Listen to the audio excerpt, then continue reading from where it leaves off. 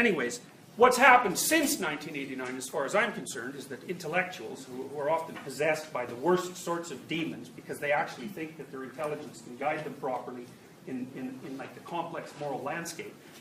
It's not the case. You see, most intellectuals, and this is certainly the case of most intellectuals in the universities, especially in the late 20th century, they were committed Marxists, like way past when they should have been. You know, George Orwell, by 1955, he was a left-winger, brilliant guy. He'd already figured out that whatever was going on in the Soviet Union was not good. So, you know, like if you had your eyes open, you were done with that by, 10 years after World War II. But people like Jean-Paul Sartre were members of the Communist Party way longer than they had any ethical right whatsoever to be. You know, it was an absolutely murderous philosophy. But intellectuals toyed with that. They still toy with it in the universities, except it's turned into postmodernism, which is Marxism under a new guise.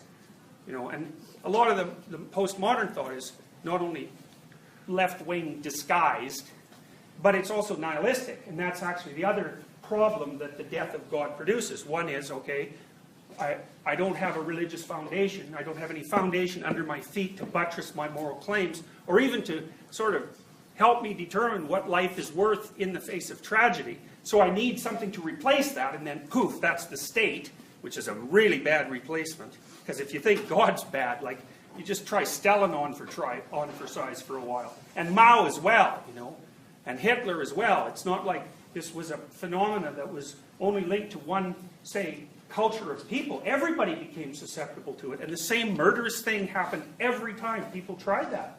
So it was China, Cambodia, Vietnam, like wherever the communists got into power, man, people died by the hundreds of thousands. So Pol Pot, the guy who emptied the Cambodian cities and killed 3 million people. He got his graduate degree at the Sorbonne in France. And he said what he was going to do when he went back to Cambodia. He didn't outline the whole murderousness element, but he certainly had all the theory laid down in his fine French academy. So, we mess with ideas in the universities. And if we don't do it properly, like people die, it's important to get your ideas right.